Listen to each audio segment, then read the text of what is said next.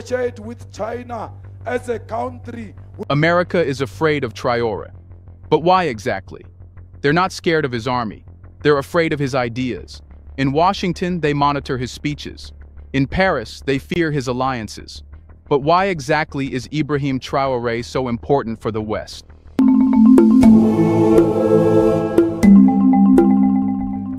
For decades, the United States has mastered one game in Africa: control without chaos. Not through direct rule, but through a calibrated system. Aid, debt, military training, election support, and friendly handshakes in carefully staged summits. It's been the invisible leash, and it worked, until now. Because Ibrahim Traoré didn't just tug on that leash, he snapped it. Washington's model has always relied on predictable patterns. When a country faces instability, the US steps in with security cooperation. When an economy fails, the IMF delivers loans that guarantee Western financial oversight. When governments are too independent, Civil society groups funded by Western donors quietly shift the political tide. But Traoré came to power and refused all of it. He didn't just reject a loan, he rejected the entire system. He didn't just ask the West to leave, he questioned why they were there in the first place. And in doing so, he exposed something that terrifies every power in Washington. The script doesn't work anymore. In Burkina Faso for years, American and French forces trained soldiers, ran counterinsurgency operations, and kept stability through proxy relationships. On paper, it looked like a partnership. In practice, it was strategic babysitting, preventing countries like Burkina Faso from turning toward any direction the West hadn't already approved. So imagine the shock in Washington when Traoré took power and did the opposite of what every diplomat expected. He didn't beg for support. He warned Western embassies to stay out of domestic affairs. He didn't sit down for carefully worded interviews. He went straight to the people with unfiltered speeches that bypassed the Western press altogether. He didn't just change policies, he changed the logic of leadership. That's not rebellion, that's a new template. One that ignores the carefully crafted expectations of acceptable African leadership and operates on a vision where Burkina Faso answers only to itself. This is where the real fear begins. Because the US is not simply watching a strong man consolidate power, it's watching a new philosophy form in real time. And it's a philosophy that, if it spreads, could burn through the Western order like dry grass in the Sahel. You see, Traoré's rejection of the West is not just political, it's symbolic. When he said, "We don't want to be a colony that pretends to be independent," he wasn't just talking about Burkina Faso. He was speaking to an entire continent of young people who feel trapped between poverty and foreign interference. And Washington knows it. They know that in Mali, Niger, Guinea, Chad, even in parts of Nigeria, this sentiment is growing. The old tools of control no longer generate silence. Instead, they trigger outrage. Every time a Western official lectures about governance, people remember Libya. Every time aid is offered, people ask why their gold is in Switzerland. Traoré didn't invent these questions. He just gave them a voice. And that voice is growing louder. Even more dangerous? He's not shouting it through think tanks or foreign panels. He's saying it in military parades, on dusty roads, in soldier camps, and online spaces where young Africans are creating their heroes. And let's be clear, this is not the image of an isolated autocrat. Traoré is forming a coalition, not of governments, but of generations. The youth calls him Le Capitaine. The streets rally not just behind his policies, but behind his defiance. He represents something the US foreign policy machine hasn't planned for: popular legitimacy outside its system. If you can't buy it, if you can't sanction it, if you can't isolate it, how do you stop it? Washington doesn't have an answer, because every traditional method, economic pressure, diplomatic isolation, media narratives, seems to only strengthen his position. The more they try to discredit him, the more credible he becomes in the eyes of his people. Traoré isn't just resisting the West, he's turning every Western attack into a rallying cry. This is why analysts and policymakers in the US aren't just watching Burkina Faso, they're watching the pattern. They're watching to see if others copy it. And they should be worried because they already are. From Mali's anti-French protests to Niger's break with the West, the signs are everywhere. And at the center of it all is a man who doesn't raise his voice, but raises expectations for what an African leader can be without Western approval. So yes, the fear is real. Because for the first time in decades, the United States is losing not just a client state, but control of the script. And the man rewriting it, he's just getting started. But can they do anything about Traoré? Here's a reminder to please like and share the video and subscribe to our channel to watch more videos on Black culture, history, civilization, and identity. Let's continue now. If Washington feared the man alone, they might have ignored him. But Traoré's danger lies not in his isolation, it lies in his multiplication.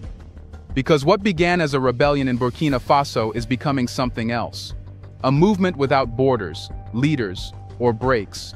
You can silence guns, you can ban political parties, you can pressure governments, but you can't kill an idea once it's escaped the palace and landed in the street. And that's exactly what's happened with Traoré's rise. He is no longer just a transitional president of a small West African country. He is now a living metaphor for resistance, a symbol, a warning, a blueprint, Across the continent, from Mali to Congo, from Senegal to Ethiopia, young Africans are watching Traoré not as a politician, but as proof. Proof that an African leader can tell France to leave and not collapse. Proof that a president can refuse IMF loans and still build infrastructure. Proof that loyalty to the continent is more powerful than loyalty to old alliances. This is where Washington's anxiety transforms into fear. Because US influence doesn't depend on controlling every government, it depends on controlling the narrative. For decades, America sold the image of leadership. The suit, the scripted English, the World Economic Forum smile, the pro-Western agenda dressed as reform. And it worked, until Traoré walked on stage in camouflage and spoke the language of his people instead. He doesn't go viral for giving polished speeches. He goes viral for standing in a crowd of soldiers and saying, "We are ready to die for this land." He doesn't tend to attend UN galas. He tends to reject foreign troops and build his defense coalition with other African nations. And that's the wildfire. Because the youth, the true population majority across Africa, are now asking questions their parents were too scared to ask. If Burkina Faso doesn't need France, why does Senegal? If Traoré can create a bank without the World Bank, why can't Ghana? If he can speak freely without fear of sanctions, why are our leaders always apologizing? This wave of questioning is what the US State Department can't touch. It's not in the newspapers. It's on WhatsApp threads, in student unions, in motorcycle taxis, in YouTube comment sections, and in rap lyrics. It's not a policy, it's culture. And once culture shifts, policy follows. And the empires built on silence begin to crack. Traoré isn't exporting ideology the way the Soviets or Americans once did. He doesn't need to. In an age where a clip from Ouagadougou can reach a slum in Nairobi in seconds, he just lives his truth. And others follow. In response, Western media have tried to frame him as dangerous, impulsive, and too militant. But those labels are falling flat. Because what people see isn't a man chasing war. It's a man who refused to let his country die slowly just to appear civilized. In many eyes, that makes him more legitimate than any Western-backed Democrat who presides over poverty and corruption with polite English and a clean tie. And now, the fear has spread beyond West Africa. In Southern Africa, political activists are using Traoré's name to demand land reform. In East Africa, youth movements speak of doing it the Traoré way. Even in North Africa, where Western alliances run deeper, murmurs of admiration can be heard in the halls of universities and among military cadets. But here's what turns Western fear into full-blown panic. The people supporting Traoré aren't just angry, they're organized. AES, the Alliance of Sahel States, isn't just a political bloc. It's an infrastructure for future rebellion. A skeleton for an African NATO without Western oversight. It includes joint defense, shared intelligence, resource protection, and soon, possibly, a new currency. Imagine if this spreads. Imagine a North African country joining AES. Imagine Angola offering trade deals in solidarity. Imagine the African Union, once a forum of Western-aligned politeness, being forced to acknowledge that a new power structure is rising, and it doesn't need Europe or America. This is the real threat. Unlike past waves of resistance, this one is not about replacing one puppet with another. It's about burning the stage and building a new one from scratch. And if that happens, every Western embassy from Abuja to Nairobi will have to answer one question they've dodged for decades. What happens when Africa stops listening? Traoré's leadership has made that question impossible to ignore. He's not just standing tall, he's showing others how to stand. He's teaching by example. And in doing so, he's launching a revolution far more dangerous than any military coup. Because bullets can be blocked. But once an idea crosses a border, you can't stop it. Now the question is, has West been successful in stopping or even scaring Traoré? On the 8th of May 2025, it became clear how less Western threats have scared Traoré. When Ibrahim Traoré landed in Moscow on May 8, 2025, it wasn't for diplomacy. It wasn't a symbolic visit. It was a statement, and every Western capital heard it like a bomb blast.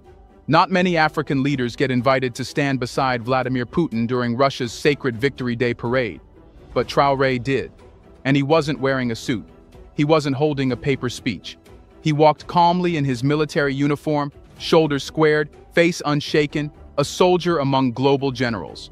Cameras rolled, analysts panicked, because this wasn't just a handshake. This was a realignment. For over 6 decades, Africa's global partnerships have been dictated by colonial leftovers and Cold War calculations. The US controlled influence through funding and bases. France controlled it through language, currency, and military muscle. And together, they ensured no African country got too close to anyone they didn't approve of. But Traoré's visit to Moscow shattered that firewall. What terrifies Washington is not the visit itself. It's what came with it. Military cooperation, for one. Weapons, training, and perhaps more importantly, intelligence sharing. Not just from Russia to Burkina Faso, but about the West. Burkina Faso has now become a strategic node where Russian influence meets the Sahel. It's a chess piece that was once under NATO's indirect watch. Now it's leaning east. But there's more. Burkina Faso under Traoré is not just securing arms, it's securing alternatives. Russia doesn't offer loans with strings like the IMF. It offers energy deals, agricultural trade, and defense infrastructure, all of which Traoré sees as tools to build African self-reliance, without foreign humiliation. Western policymakers are used to African leaders who flirt with Moscow or Beijing just to get better deals from the West. But Traoré isn't negotiating, he's exiting. He's not looking for leverage, he's looking for liberation.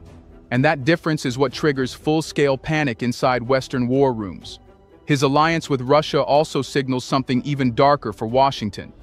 He's not afraid of Western retaliation. Historically, defiance was punished.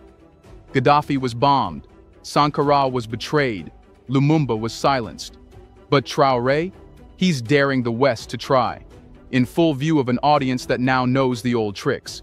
He doesn't fear sanctions because his economy isn't built around the West. He doesn't fear diplomatic isolation because he's already building a new world of allies. And that's where the bigger threat lies. He's not alone. Mali and Niger are already with him. Russia's presence in Africa is growing, not shrinking. China watches silently but approvingly. Iran and Turkey have both made indirect overtures.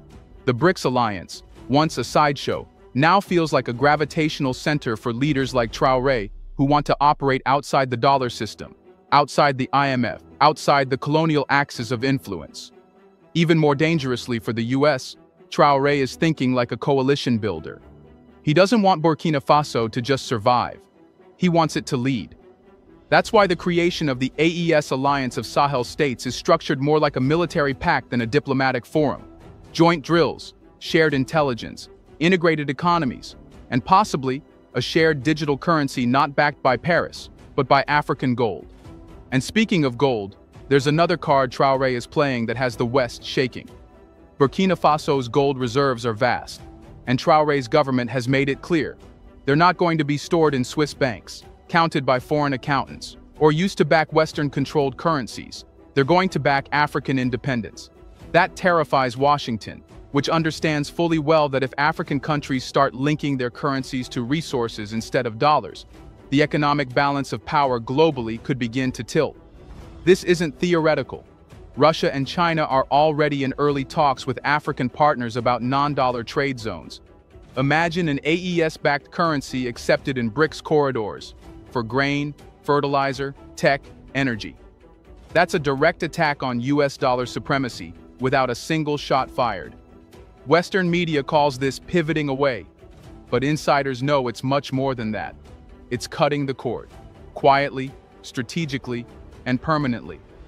That's why US officials and European diplomats are not just monitoring Traoré. They're gaming out scenarios: how to contain the spread, how to prevent other leaders from following, how to undermine him without turning him into a martyr. But it may be too late, because what Traoré just did in Moscow is irreversible. He declared not in words but in actions that Burkina Faso is no longer a client state. It's a sovereign actor. And that shift is impossible to undo without breaking the entire Western illusion of control. Traoré has already shown he doesn't need validation from Washington. He doesn't need the old system. He's standing on a different stage now, one built in Russian steel, funded in African gold, and fueled by the rage of a generation. And in that alliance, the United States sees something it cannot bomb, bribe, or bully: a future where it no longer matters. The West will still try to fight Traore and try to control Africa again. And control doesn't begin with weapons, it begins with stories. And for decades, the West mastered the story of Africa, a helpless continent, plagued by corruption and chaos, needing guidance from enlightened democracies. The media pushed it, the NGOs packaged it, the diplomats delivered it with smiles. It was never true, but it was convincing. Because the people who could challenge it either died, were silenced, or were funded into obedience. Then came Ibrahim Traore. Unlike other rebels, he didn't just reject Western military presence or financial interference. He began targeting the narrative itself. And for Washington, that's a red line far more dangerous than any Russian alliance. Because when you destroy the story that justifies the system collapses from within. Traore's leadership isn't just military or political. It's psychological warfare against a narrative that has held Africa in place for half a century.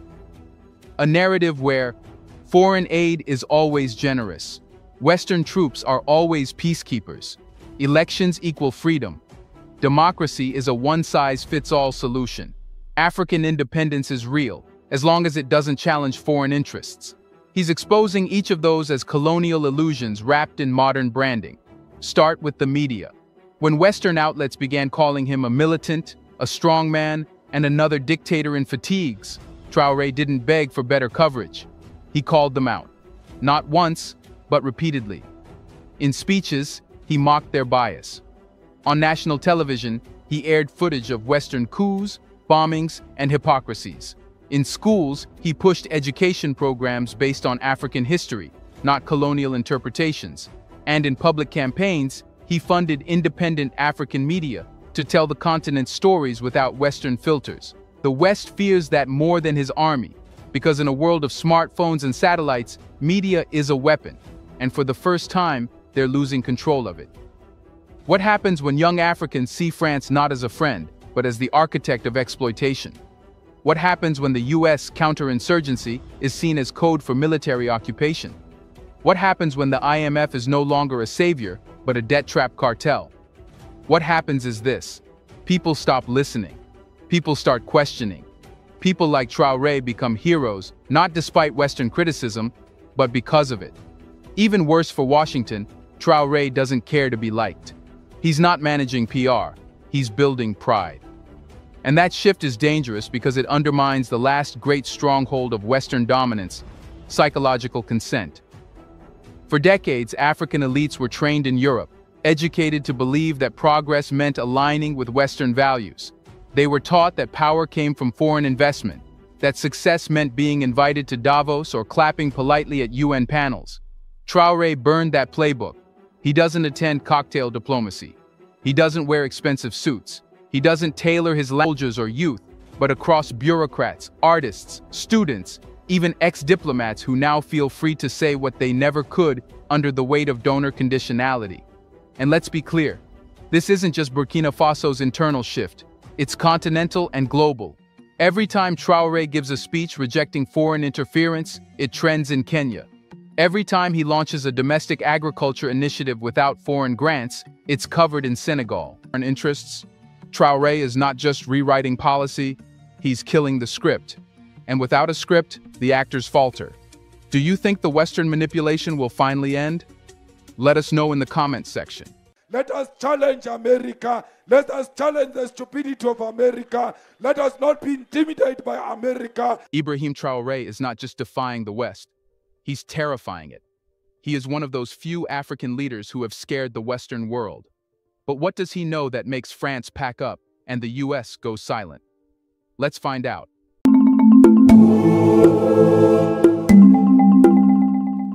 It didn't happen with a war. It happened with a signature. On a quiet day in February 2023, Ibrahim Traore issued a simple order. All French forces must leave Burkina Faso within 1 month. There were no sirens, no press conferences, no begging for alternatives, just a notice, and an entire military power had to pack up and go.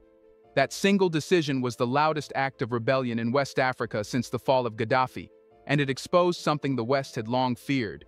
They no longer owned the battlefield. France had operated in Burkina Faso under a 2018 military accord, part of a broader regional strategy called Operation Barkhane.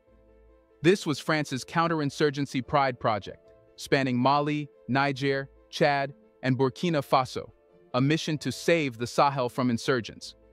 But for many locals, that mission was a lie. Despite years of foreign boots on the ground, insurgency spread, civilians died, and towns vanished under military rule.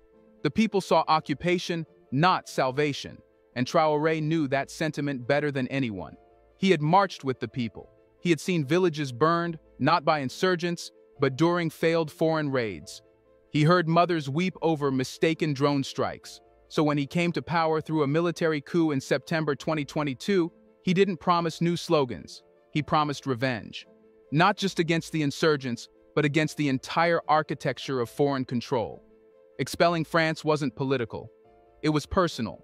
And it wasn't just soldiers who left. French ambassadors were recalled. Military agreements were voided. Intelligence sharing ended. In under 30 days, Burkina Faso cut ties with what had been its main strategic partner since independence. That's not rebellion. That's a rupture. The West called it reckless. But inside the country, crowds erupted in joy, waving Russian flags and chanting Traoré's name. They weren't just celebrating a leader. They were celebrating an exorcism. Because what Traoré understood, perhaps better than any leader before him, was that foreign troops don't secure sovereignty, they suffocate it. And he had the nerve to act on that truth. But what made it more threatening to the West was how easily he did it. There was no economic collapse, no civil war, no riots. The state didn't fall apart. It got stronger. Crime dropped. Insurgents lost ground in certain zones. Volunteers flooded into local defense units. It was as if cutting France loose was the antidote to chaos, not the cause. This shocked Western policymakers. For decades, they had insisted their presence was essential, that without them, the region would spiral. Traoré proved them wrong in real time. Worse, he inspired others. Mali had already kicked France out. Niger was watching. Chad began whispering. If Burkina Faso could survive, and even thrive, without Western military aid, then France's entire Sahel strategy was a castle made of sand. And Traoré had just kicked it down. But here's where it gets deeper and darker. Traoré didn't just cut the rope, he burned the bridge. In private meetings, Western diplomats tried to negotiate. They offered aid, deals, extended deadlines. Traoré refused them all. One senior French official reportedly said, "He acts like he's not afraid of consequences, like he's already found a new protector." And he had, because as France exited Ouagadougou, Russian planes were quietly landing. As French flags came down, red, white, blue tricolors were replaced by the white, blue, red of another empire, Moscow's. But at this point, no one in the West knew how deep that pivot would go. They just knew one thing. Traoré wasn't bluffing. He wasn't posturing for leverage. He wasn't playing the West against the East. He was choosing sides, permanently. This is why Traoré is a threat, not just because he kicked France out, but because he did it with such calm calculation. No rage, no chaos, just a surgical cut to the throat of neo-colonial control. It wasn't a rebellion, it was reprogramming. A new security operating system was being installed in the Sahel, one that didn't need Washington updates or Paris passwords. And if that's what he did with France, what would he do next? Well, that's when Russia walked in. And they weren't alone. When the last French boots left Burkina Faso, they didn't just leave a gap in the sand, they left an open door. And Russia didn't knock, it walked right in. By the time Western analysts scrambled to understand Traoré's next move, it was already underway. Russian Deputy Defense Minister Yunus Bek Yevkarov, an elite strategist from the Kremlin's inner circle, had already met Traoré in Ouagadougou. Not once, multiple times. Quiet meetings, no media frenzy, just military uniforms, translation headsets, and ink on paper. This wasn't just another diplomatic flirtation, it was a full-scale redesign of Burkina Faso's military doctrine. The core of the Russian playbook wasn't about flooding the country with troops. That's a Western move. Russia plays differently. Its strategy was to rebuild the army from the inside out. The offer? Train Burkinabe officers, pilots, cadets, and technicians directly in Russia, at elite academies. These weren't symbolic gestures. They were conversions. Imagine a generation of young African soldiers learning not in Paris or Washington, but in Moscow, in the language, mindset, and tactics of Vladimir Putin's military-industrial machine. This is where the real threat to the West crystallizes. Military training isn't just about how to shoot or fly. It's about who you trust, who you serve, and how you see the world.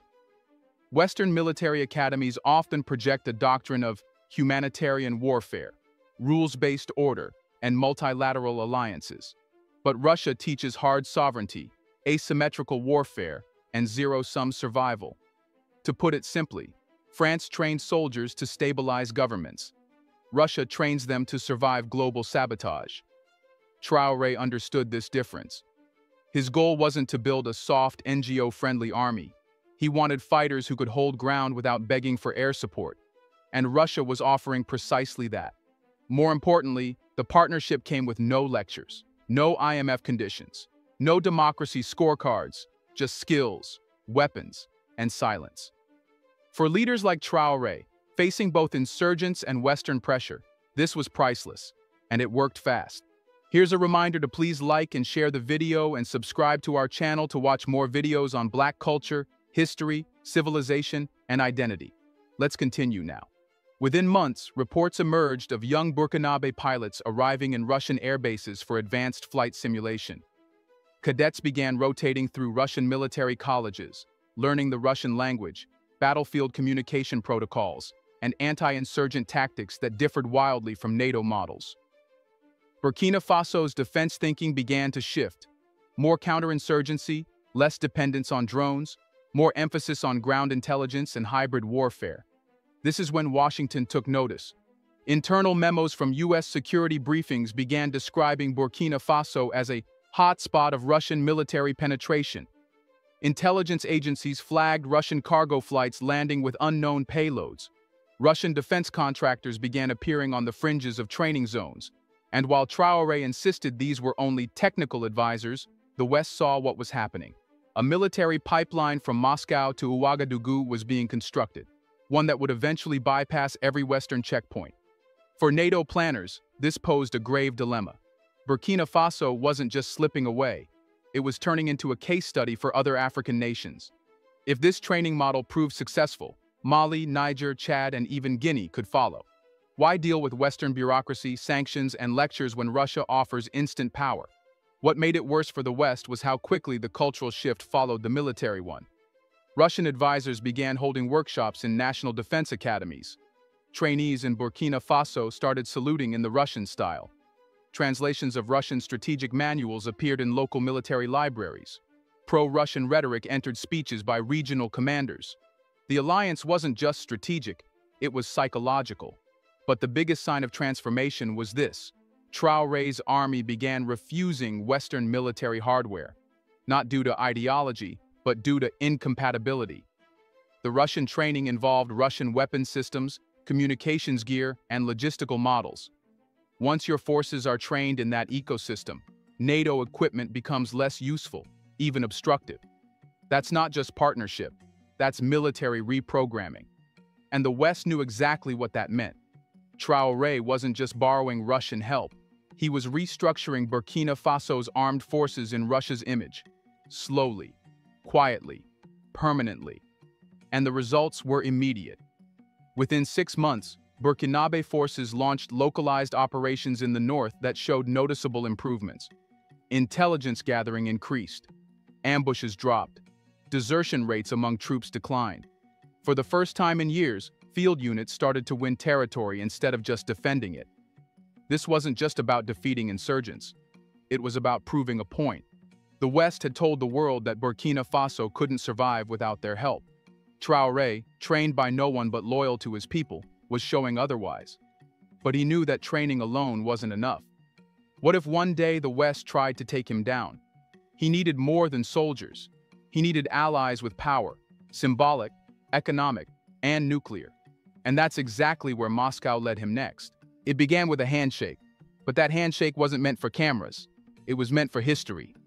In July 2023, when Ibrahim Traoré arrived at the Russia-Africa Summit in St. Petersburg, He didn't come as just another head of state seeking investment or arms.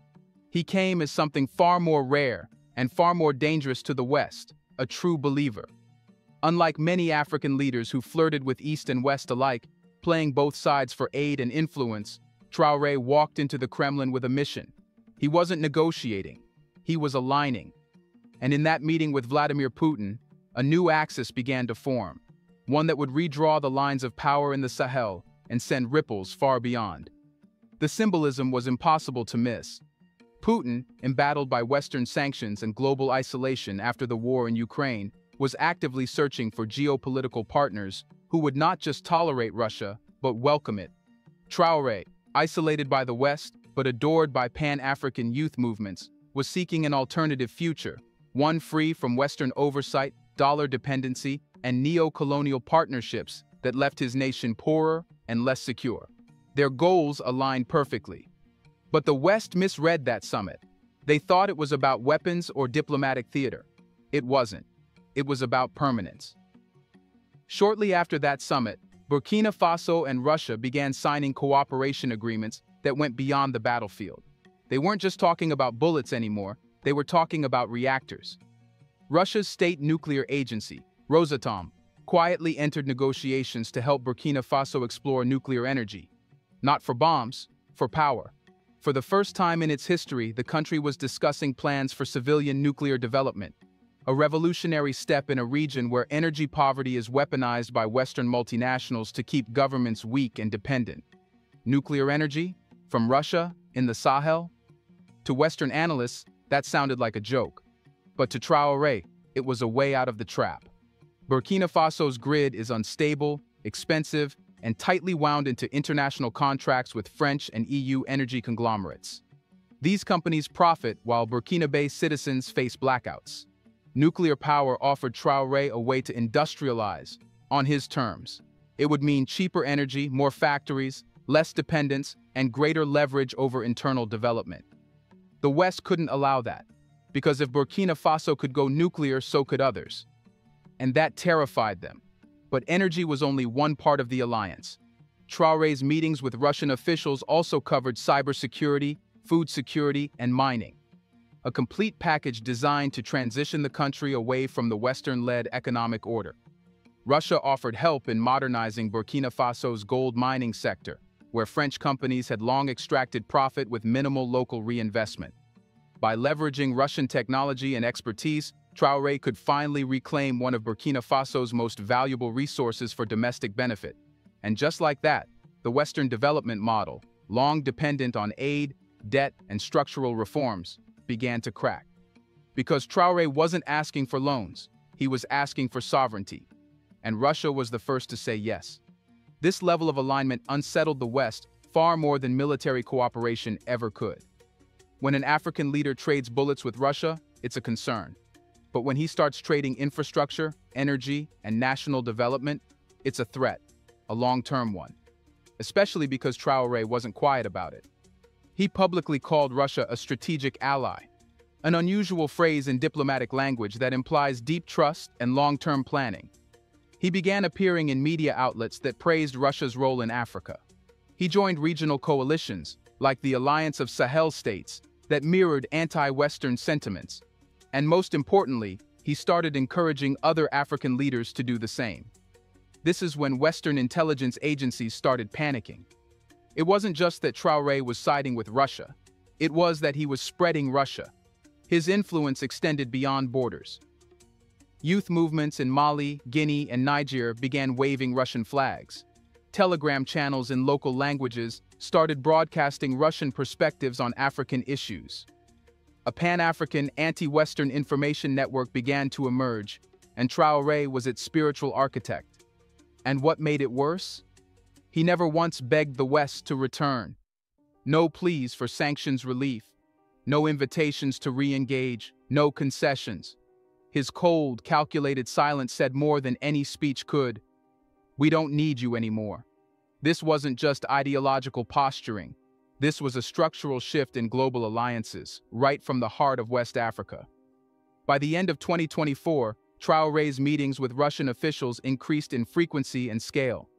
Burkina Faso began sending more delegations to Moscow.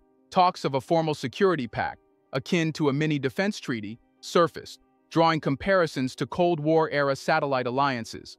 But this time, it wasn't the USSR propping up dictators. It was modern Russia building new power centers in Africa, by invitation, and the invitation came from Traoré. So if you're wondering why the West is so afraid of him, it's not just because of what he's done, it's because of what he's building next. And he's not doing it with soldiers. He's doing it with symbols, with reactors, with a roadmap. But if energy and diplomacy are the soft edge of this alliance, what's hiding beneath it? That's where the mercenaries come in. They don't wear uniforms, they don't speak to the press, and they certainly don't answer to the West. Yet somewhere in the dust of northern Burkina Faso, they move quietly, lethally, and with a purpose. Traoré calls them advisors. Official reports avoid names, but Western intelligence agencies whisper one word again and again: Wagner. Ever since the Russian alliance with Burkina Faso deepened, suspicions about the involvement of Russian private military contractors PMCS have swirled. The Wagner Group, long considered Moscow's unofficial muscle in Africa, was the first name on the list. Though Traoré publicly denied their presence in Ouagadougou and insisted his military operations were sovereign, too many signs point in another direction. And for the West, those signs aren't just troubling, they're explosive. If Wagner, or any Russian mercenary force, is actively operating in Burkina Faso, it means the conflict in the Sahel is no longer just a regional crisis. It's an outsourced proxy war, one where the bullets may be local but the fingerprints are foreign. But here's the problem: no one can prove it with absolute certainty. And that's exactly how Traoré wants it. In early 2024, satellite images began to show new construction at two remote military installations in northern Burkina Faso. These weren't ordinary outposts. They resembled the fortified training compounds seen in other Wagner operations in the Central African Republic and Mali. Parallel reports emerged of Russian-speaking operatives coordinating logistics, conducting drone surveillance, and leading small unit tactics against insurgent camps in the region. Local villagers described unfamiliar accents, strange flags, and brutal efficiency. Yet nothing official tied these sightings to Wagner, and that ambiguity became Traoré's shield. He didn't need to confirm the presence, he only needed the threat of presence to be credible, and it was. What made this especially dangerous for Western powers was Wagner's track record. Unlike state militaries, Wagner operates in a gray zone, unbound by international law, sanctions, or oversight. They don't ask permission. They secure mines, protect convoys, eliminate targets, and disappear. In places like Libya, Sudan, and Mozambique, they've been accused of both victories and atrocities. And in every case, they operate with a singular objective: advance Russian geopolitical goals through deniable force. In Burkina Faso, that deniability is gold. It allows Traoré to maintain plausible independence, claiming he has no foreign boots on the ground, while benefiting from a lethal partner that doesn't hesitate, doesn't question, and doesn't leave. And it offers Russia a perfect laboratory. Low-cost, high-impact projection of power in a zone the West once considered theirs. But the real reason this mercenary presence is a strategic nightmare has less to do with combat and more to do with narrative. Because suddenly, in local villages once terrorized by insurgents and neglected by French-backed operations, security is returning. Farmers are going back to their land. Roads are being patrolled. Arms are being distributed to community defense groups. Whether it's Burkinabe soldiers trained by Russia or foreign operatives guiding from the shadows, the result is tangible. People feel safer. And in a war zone, perception is power. Western efforts in the Sahel had long been plagued by bureaucracy, overcautious tactics, and a lack of political will. But Wagner, or whoever is behind the new operations, doesn't play by those rules, and the people notice. In markets and bus stops, in cafes and youth groups, the same conversation is repeated. Traoré brings results. Whether through Russian firepower or African resolve, the West is being replaced, not by ideology, but by effectiveness. And here lies the greatest irony. For decades, Western governments lectured African nations about the dangers of Russian influence, about authoritarian creep, about mercenaries. but they failed to deliver what people wanted: safety, dignity, and sovereignty. Traoré, with his strategic vagueness and iron will, is delivering that, even if it's through channels that scare Washington to death. That's why the question of Wagner's presence matters less than it seems. Because the damage to Western influence is already done. Whether it's Wagner, another Russian PMC, or a homegrown hybrid force trained and equipped under Moscow's watchful eye, the West has lost the monopoly on military solutions in the Sahel. And worse, they've lost control of the narrative. Traoré doesn't just represent a shift in tactics, he represents a shift in loyalty. He's turning Burkina Faso into a fortress, quietly guarded by shadows, built on a foundation of anti-imperial resistance, and reinforced by a new kind of alliance that doesn't need a UN mandate or a Paris signature. And now the question haunting Western capitals isn't if other countries will follow, it's when. Because the real threat isn't the mercenaries, it's the movement, and it's spreading. Do you think the West should be afraid of Traoré? Will he ever allow anyone to control Africa again? Let us know in the comments. A coup was attempted in Burkina Faso and it failed. But instead of collapsing, the country lit a fuse that's now burning across all of Africa. But how did one failed plot turn into a continent-wide military revolution? Let's find out.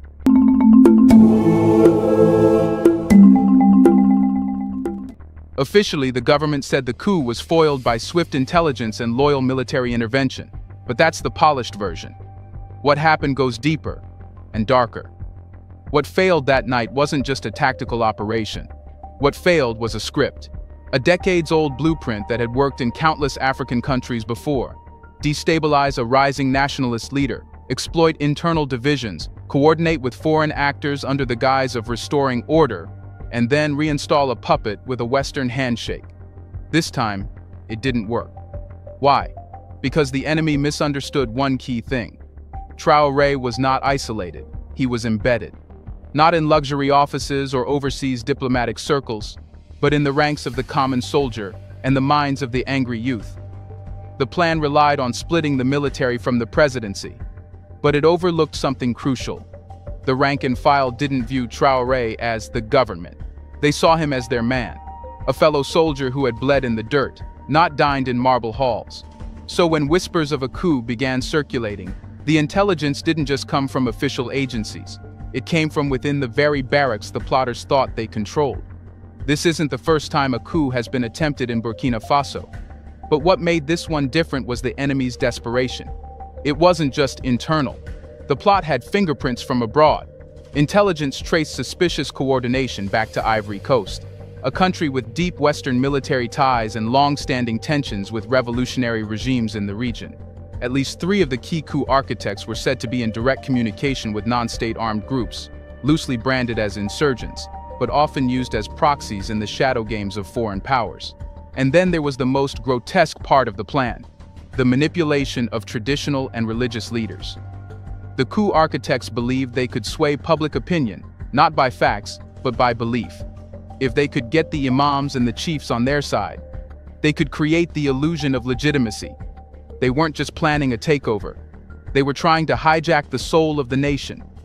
What they didn't account for was the intelligence network growing around Traoré, not through wiretaps or satellites, but through human trust. Local informants, disillusioned ex-comrades, even minor officers quietly monitor unusual activity in their circles. The truth is, the people around Traoré weren't loyal out of fear. They were loyal because they saw in him something rare. A leader who wasn't asking them to die for his power, but to live for their country. And so, when the arrests began and the trap was sprung, it wasn't chaos. It was choreography. Traoré's government moved faster than the plotters expected. Safe houses were raided, weapons caches were seized, key coordinators were intercepted while making final calls. What was supposed to be a sudden storm turned into a sputtering drizzle, and by morning, it was over. But the aftershock wasn't. Because of stopping the coup, the government exposed more than a few conspirators. They exposed a truth too big to be unlearned: that betrayal runs deep, and that the most dangerous threats aren't always the ones with guns. They're the ones with contracts, backroom deals, and passports from other nations. For the people of Burkina Faso, it was a rude awakening. For the military across Africa, it was a revelation. Because what was once whispered, That internal collaborators and foreign hands work in unison to suffocate African independence had now been confirmed on the national stage. That night, a coup failed, but what it revealed would never be forgotten. And as word spread, from soldier to soldier, from WhatsApp group to village radio, another question began to form in the minds of Africa's forgotten fighters. If this is what they're willing to do to one man who stands for us, then who else has been lying to us all along? Here's a reminder to please like and share the video and subscribe to our channel to watch more videos on Black culture, history, civilization, and identity. Let's continue now. In the aftermath of the failed coup, something invisible but irreversible began to move across the Sahel. It didn't wear uniforms. It didn't raise flags. It traveled in thoughts, in glances between soldiers, in the quiet resolve forming behind tired eyes. While the international media covered arrests and speculated about foreign involvement, a more profound revolution had already begun, inside the barracks. Across Africa, especially in countries plagued by conflict, a silent tension had been building for years between two groups within the military: the entrenched elite and the forgotten foot soldier. On paper, they wore the same uniforms. In reality, they lived in two different worlds. The older generals, polished, diplomatic, and fluent in French politics, had grown rich and untouchable. They made speeches about patriotism at podiums funded by foreign donors. Meanwhile, the younger soldiers bled in forests and deserts, burying comrades without medals or headlines, and wondering why their sacrifices changed nothing. So when the coup in Burkina Faso collapsed, and the layers of betrayal were peeled back, these young men saw more than a failed power grab. They saw themselves in a mirror, and they didn't like what they saw standing behind them. They began to question not only their commanders, but the entire structure they had sworn to protect. If the betrayal of Traoré was possible at that level, orchestrated not by insurgents, but by men who once wore the same badge, then what exactly were they fighting for? The answer came not through ideology, but identification. Traoré wasn't a politician in camouflage. He was one of them, a captain, not a general. A man who rose not by selling his loyalty, but by defending it. He had faced the same enemy, walked the same terrain, and commanded not from an air-conditioned office, but from the dust and danger of the front lines. To the disillusioned youth across African militaries, this wasn't just admirable, it was liberating. They began asking forbidden questions. Why do our generals serve foreign diplomats more than our people?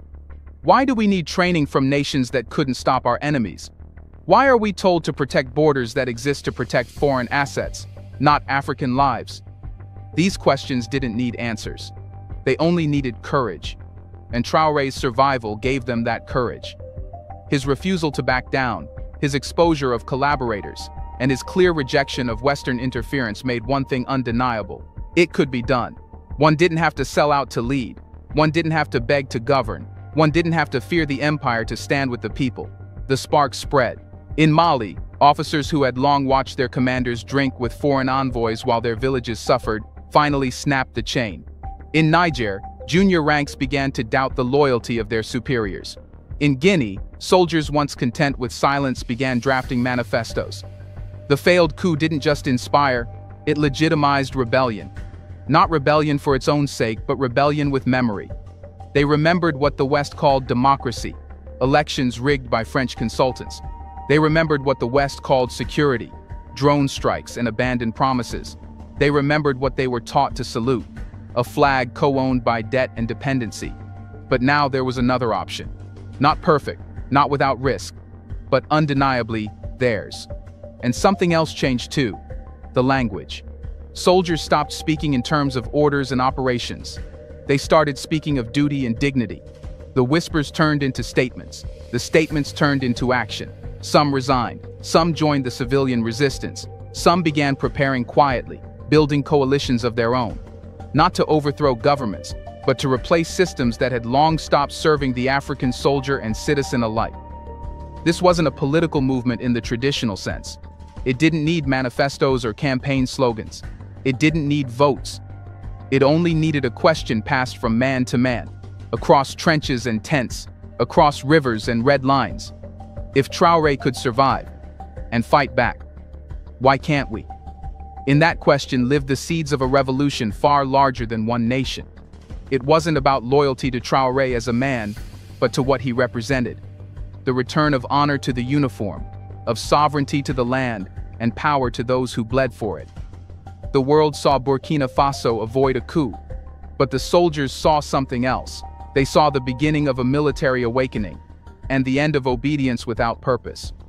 And as this transformation gained momentum, the next logical step became obvious. If your command chain is compromised, and your enemy wears your insignia, then your next move isn't internal, it's geopolitical. The moment the uniform stopped meaning obedience to foreign-backed generals, something else had to shift: the direction of allegiance. In the minds of thousands of African soldiers who watched Traoré survive betrayal and stand taller afterward, one realization became inescapable. Loyalty is not enough without independence. And you cannot be independent while your country still answers to old colonial command centers, be they in Paris, Washington, or Brussels. As the military mindset changed, so did the map. Young soldiers didn't just want to overthrow corrupt elites, they wanted to know who those elites were working for. They traced weapons shipments. They followed military trainers back to embassies. They looked at mining contracts, aid agreements, and security pacts, and realized they were living in countries that looked free on paper, but were occupied in practice. And the occupying forces weren't wearing boots anymore. They wore suits, held passports, and called themselves partners. Nowhere was this more obvious than in Burkina Faso's relationship with France. For decades, France had operated under the illusion that it still owned a moral stake in its former colonies. It deployed troops, hosted regional summits, and branded itself as the security backbone of West Africa. But when insurgent attacks continued despite French military presence, and villages kept burning despite French intelligence, the illusion collapsed.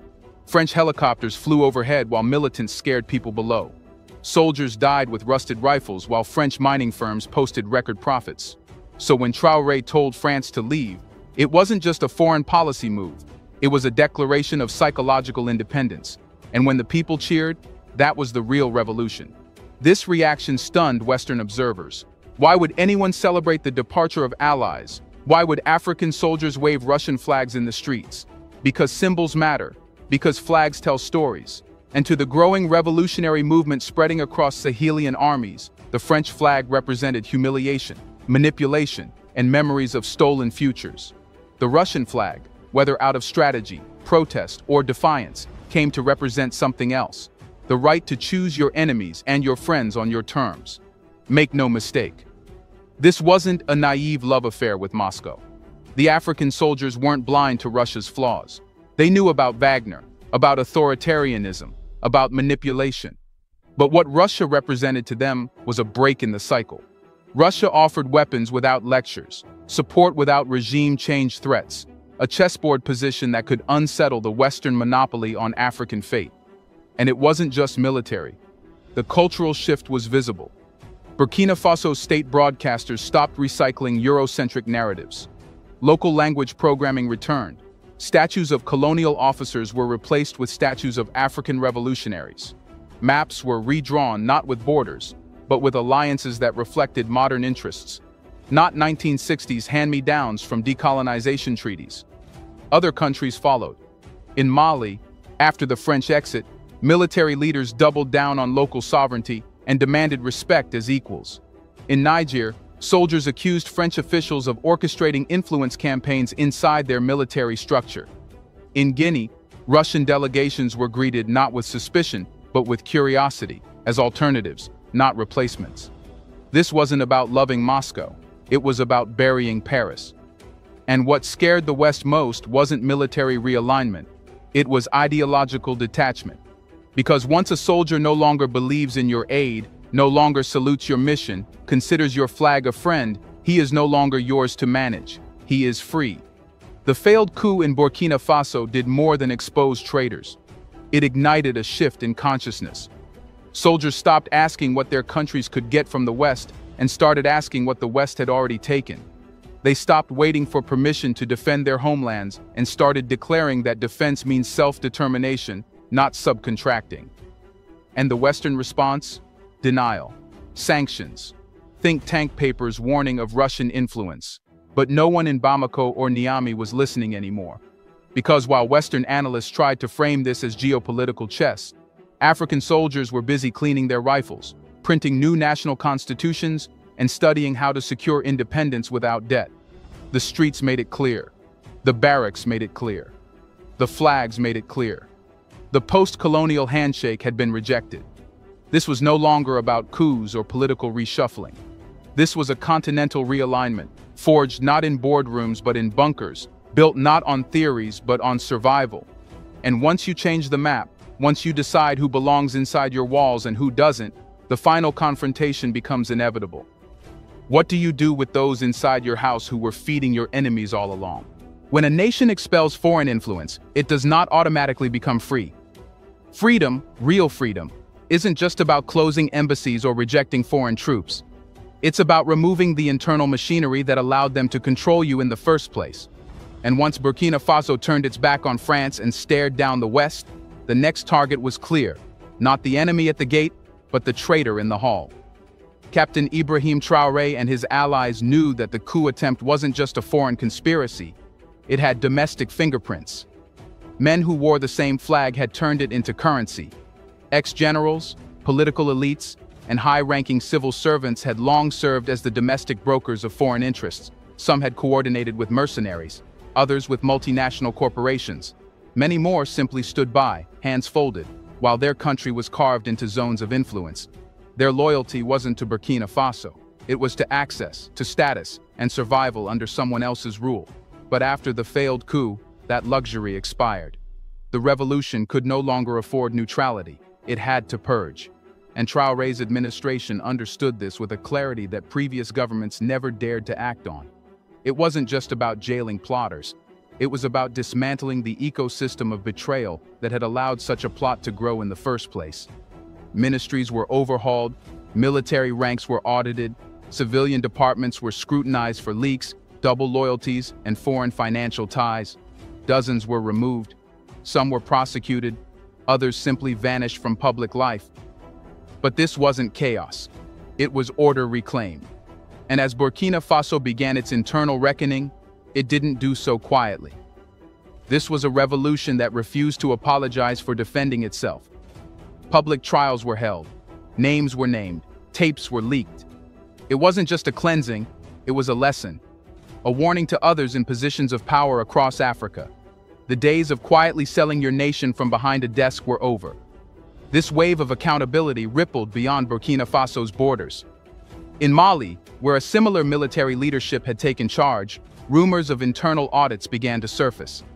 In Niger, documents linking former military officers to French intelligence started appearing online. In Guinea, mid-level officials began resigning before investigations could even begin. Across the Sahel, the old system wasn't just under threat, it was bleeding credibility, and the people could smell it. What made this revolution different from past coups was its moral clarity. This wasn't about one faction seizing power from another. It wasn't palace politics, it was a generational and ideological cleansing. Traoré and others like him didn't rise on the promise of wealth or political longevity. They rose with a mission: to sever the umbilical cord between African leadership and foreign dependence. And that meant uprooting the local facilitators of that dependence. And those facilitators weren't always wearing suits or stars on their shoulders. Some were media owners spreading narratives imported from Paris. Others were NGO leaders funneling intelligence under the banner of humanitarian aid. Some were religious leaders, paid to preach peace while discouraging resistance. But the revolution saw them all, and named them all. In this internal war, no corner was sacred. Even within the revolutionary camp, those who began to soften or hesitate were quietly pushed aside. Loyalty to the people, and to the sovereignty they had bled for, became the only currency that mattered. But this internal cleansing wasn't about vengeance. It was about restoring trust. The people had already shown they would rally behind soldiers, but now they needed to believe their institutions wouldn't betray them again. They needed to know that the same ministries that once served foreign banks were now building roads, schools, and local industries without strings attached. Traoré knew that the revolution couldn't survive on fire alone. It needed construction. And cleansing the house was the first step to rebuilding one worth living in. A new Burkina Faso, and potentially a new Sahel, couldn't be led by men with two faces. The time of double agents in traditional robes or military fatigues had ended. Now was the time for a new leadership class, forged not in European universities, but in the battle for African dignity. This is why the failed coup was more than a security threat. It was an X-ray, revealing where the disease still lived. And for the first time in decades, a government didn't just diagnose the infection, it began the surgery. And so, what began as a failed plot became a purification ritual, one that tore away the old skin and forced a nation and a region to see itself clearly for the first time. Now the world watches with unease. But inside Africa, something is stirring that can no longer be ignored. If the traitors have been exposed and the people have chosen their side and the soldiers have stopped obeying foreign ghosts, then what's left to stop this revolution from rewriting the future of the entire continent? Nothing? Do you think it's too late for coup attempts to work? Why is the West embarrassing itself? Let us know in the comments section. Something serious has just unfolded in Burkina Faso. It didn't make the front pages. It didn't trend. But it could rewrite the country's future. The government gathered, decisions were made, and now the state is moving in ways few saw coming. What did they plan behind closed doors? Why are these decisions so important? And what does it mean for the country and the continent? Let's find out.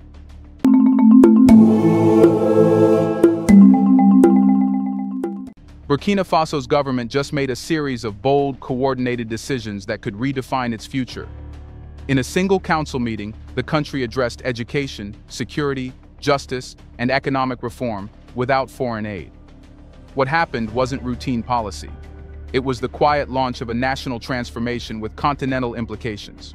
The council didn't emerge with fanfare, but what it left behind was a series of decisions that read less like routine governance and more like a strategic reset. Not reactionary, not symbolic. These were operational shifts, the kind that tell you a country is not only paying attention to its problems, but is finally choosing to solve them. Each file approved that day carries the weight of a government trying to re-establish its physical and psychological footprint, not by force, but by building. And where better to start than in the very places that feel most forgotten? It begins with the land. In the northern zone of Burkina Faso, particularly in the Sahel region, there are patches of land that haven't seen development in decades, not because they're unfit, but because they've been wrapped in bureaucratic confusion, tangled property disputes, and, above all, the chilling reach of armed groups. This time, the state didn't negotiate with hesitation. It issued a decree classifying a 100-hectare zone in Dori as an area of urgent public utility. That single phrase flipped the equation. It unlocked the legal framework to move forward with something that had been delayed for years: the construction of a training and research unit in science and technology and an accompanying university residence. This wasn't about building walls and classrooms. This was about planting permanence in a region where presence often disappears. A place once described by silence is about to echo with the sounds of lectures, lab equipment, and students finding their future. And once you've established the presence of minds, what naturally follows is the presence of law. When conflict intensifies, courts tend to be the first to close. Judges withdraw. Cases freeze. The very idea of legal protection collapses. That's what happened across parts of Burkina Faso. But now, a decision has been made to reverse that spiral. The government has approved not just the return of judicial personnel, but a material reinforcement of the justice system itself. That means restoring the High Court, rehabilitating the Nuna prison, planning and studying the feasibility of new courts in Bogandé and Tougan. In these regions, courtrooms are more than legal infrastructure. They're an antidote to fear. People don't just want safety, they want a system they can rely on when things go wrong. They want rules they believe in, not just rifles they duck from. It's one thing to have a police force. It's another thing entirely to have a working justice system that holds power accountable and gives citizens a path back to dignity. But speaking of the police, they weren't left out either. Burkina Faso's internal security challenges aren't abstract. They're daily, real, and at times overwhelming. But instead of announcing flashy troop surges or temporary deployments, the government took a more deliberate approach by rethinking who gets to protect the country. A fresh wave of police recruitment was authorized. But this isn't your standard expansion. This time, the recruitment categories were tailored, targeted, and symbolic. They include Commissioned officers, technicians, specialized skill holders, women, individuals connected to past national sacrifice, like families of fallen fighters and former volunteer defenders. The message here is subtle but firm. Security isn't just a job for the traditional few. It's a shared responsibility, one that needs diverse hands, real representation, and repaired trust between the state and the people. You don't rebuild public confidence with uniforms alone. You rebuild it by who wears them. Not all progress is visible from the outside. Some of it takes place in paperwork, in decrees that never make headlines. One such move involved lifting a quiet, powerful monopoly that had gone unchallenged for too long: the exclusive control over infrastructure quality testing. For years, one state lab held the final word on public construction standards. But now, the council has opened that space. No more sole authority, no more unchecked influence. The field is being widened to welcome competition, efficiency, and better outcomes. It may seem like a technical shift, but in reality, it's a deep political statement. The state is ready to disperse control and demand results, not rituals. And then came a decision that connects economy to identity: the formal recognition and empowerment of the Faso Abattoir Agency as a public economic establishment. Livestock has always been a backbone of Burkina Faso's rural life. But for too long, the processing and profits were handled far from the hands that raised the animals. This decree changes that. It gives the agency legal authority to act independently, tools to scale meat production and export, and the platform to support domestic food sovereignty. It's no longer just about feeding the nation. It's about ensuring the nation controls its food supply chain, from herders to markets. Each of these decisions isn't just a policy update. They're chess moves on a complex board, pieces repositioned not for immediate praise, but for long-term control of the narrative, of the economy, and of the people's faith in their state. But if this is what was done, the question becomes, why now? Why this timing, this urgency, this fire? That's what we'll uncover next. Here's a reminder to please like and share the video, and subscribe to our channel to watch more videos on Black culture, history, civilization, and identity. Let's continue now. You don't rewire a country on a whim. Not when the stakes are this high. Not when every district carries the memory of instability, and every institution carries the burden of being late. The decisions taken by Burkina Faso's government didn't come out of comfort. They came out of necessity, but not just the survivalist kind. This wasn't about patching holes in a sinking ship. This was about steering it somewhere it's never dared to go before. To understand why these specific changes were made now, you have to look at three pressure points converging all at once: territorial fragility, ideological urgency, and a rising demand for national authorship. Burkina Faso remains in a state of siege in several northern and eastern regions. Towns aren't just threatened, they're contested, depopulated, or fully overtaken. Whole communities have been displaced. Institutions have vanished from the map. In some places, the state is an echo, a rumor people hope is still true. But the Traoré government understands something critical.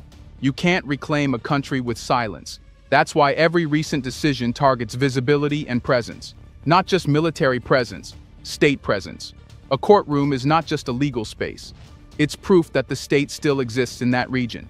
A school doesn't just educate, it anchors families.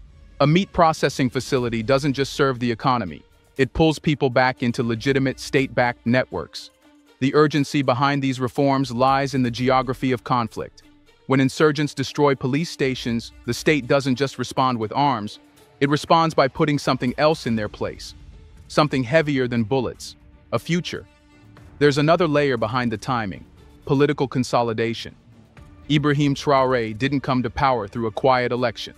His rise was forged in upheaval, riding on a wave of frustration with indecision, delay, and dependency. With that rise came expectation, the kind that doesn't wait years for slow reforms. The pressure to deliver something real, fast, and irreversible is immense. You see it in the way the government bypasses old bottlenecks. Declaring land of urgent public utility? That's not just about land, it's about cutting through red tape. Lifting state monopolies in public works? That's a move to shake loose a bureaucracy that chokes progress. In every move, you can see the government making this calculation. Either we act boldly now, or our credibility dies quietly later. There's no middle ground, and they know it. Burkina Faso has always had brilliant people. But for decades, the country has been forced to borrow direction from donors, foreign advisors, structural adjustment programs, and peacekeeping missions that often kept the peace for everyone except actual Burkinabe. What's different now is that the state is writing its storyline. When the government chooses to fund judicial renovations without asking for foreign aid, it's not just a budgeting choice, it's a symbolic declaration of authorship.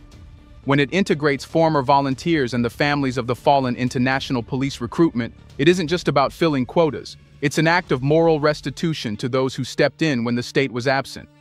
Even the decision to strengthen domestic meat processing reflects a desire to reclaim local value, to stop exporting raw products and importing foreign solutions, to keep what belongs to Burkina Faso inside Burkina Faso. These choices are fueled by a broader vision, a post-colonial state that no longer leans, it stands. There's also the matter of continental perception. Across Africa, people are watching Burkina Faso more closely than ever, not just because of the political transitions, but because of how confidently the leadership is rejecting old systems. Whether it's distancing from Western funding mechanisms, withdrawing from ECOWAS alongside Mali and Niger, or openly challenging the utility of international organizations, Burkina Faso is projecting a very clear posture. We decide for ourselves now. But gestures are empty without substance. That's why this April reform package matters. It puts real infrastructure, policy, and legal muscle behind the country's ideological position. It says, we don't just criticize global power structures, we're building alternatives to them.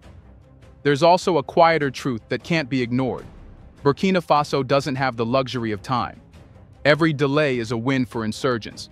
Every bureaucratic jam is a propaganda victory for those who argue the state can't deliver. That's why the government isn't waiting for perfection. It's launching what it has, refining as it goes, and choosing presence over paralysis. No policy can be judged solely by its paperwork.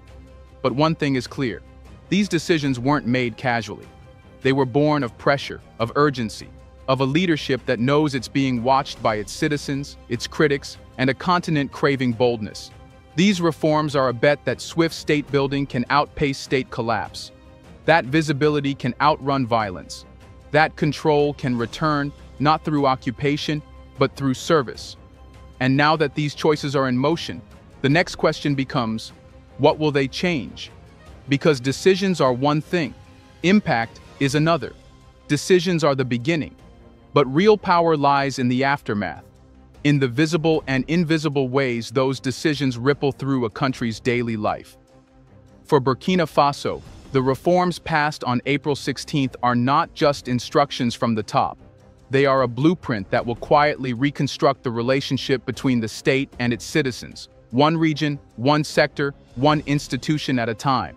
Because after years of trauma, skepticism, and betrayal, what people are really waiting for isn't announcements, it's evidence, and the evidence this time may finally be coming.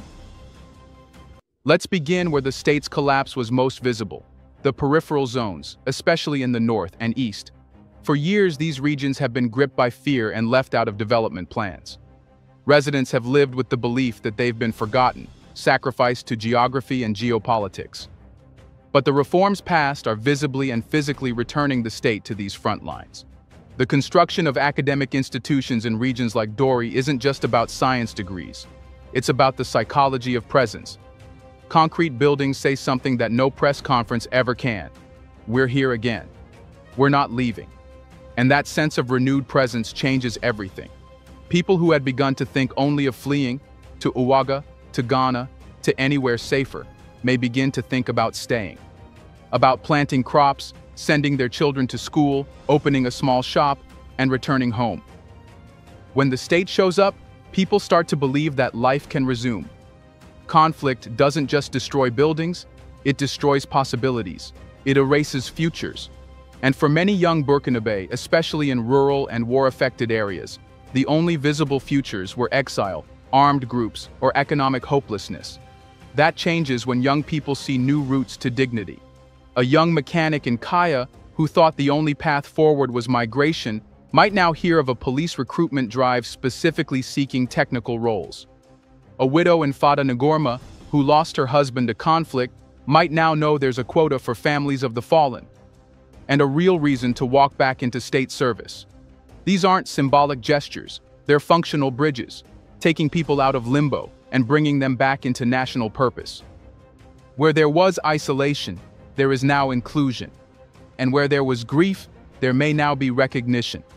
After years of institutional failure, trust doesn't return overnight, but it does start to rebuild when people interact with things that work.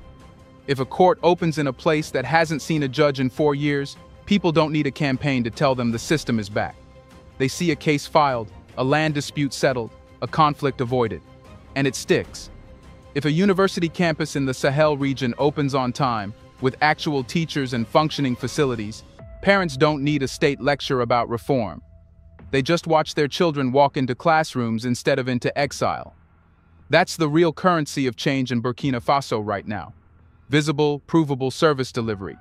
Every functioning courtroom, each new campus wall, every fair recruitment notice, they all say one thing louder than any speech. The state is real again. One of the most understated impacts of these decisions lies in how they chip away at institutional monopolies that have held the country hostage. When the construction regulation sector was controlled by a single public lab, that exclusivity bred not just inefficiency, but quiet gatekeeping, the kind that inflated costs, slowed progress, and stifled innovation. Lifting that control opens the door for faster projects, cleaner audits, and private-public partnerships that don't have to navigate bureaucratic black holes. That reform alone could change the entire tempo of national development. Roads get built faster.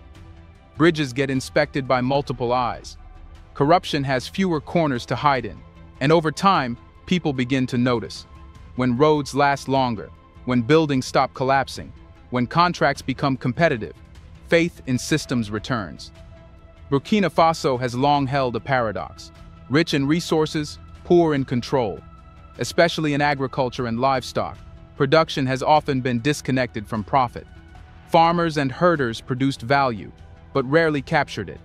By restructuring the Faso Abattoirs Agency, the government is signaling something deeper than just an upgrade in meat processing. It's declaring that value chains must serve the country before they serve exports. That is what Burkinabe hands raise and slaughter. Burkinabe institutions must own and distribute. This isn't just economic logic, it's emotional. It tells rural communities, especially those dependent on cattle rearing, that they're no longer just a raw material source for others. They're part of a national economic loop that finally includes them. And when you give people a stake in the system, you give them a reason to defend it. The changes triggered by these reforms will not be immediate, but their signals are already loud. They whisper something powerful in markets, in mosques, in bus stations, in villages. The state is trying again, not performing, not preaching, trying. And that subtle shift in public perception, from total cynicism to cautious hope, is one of the most dangerous things for any insurgency, and the most valuable for any government.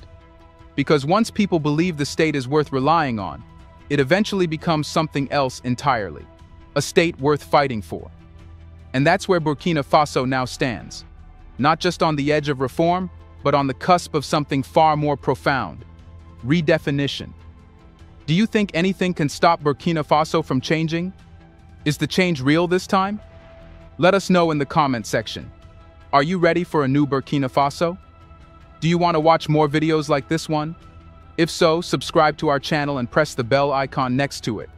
We have decided to bring videos on something nobody talks about: the Black culture, civilization, history, and evidence about how glorious Blacks have been.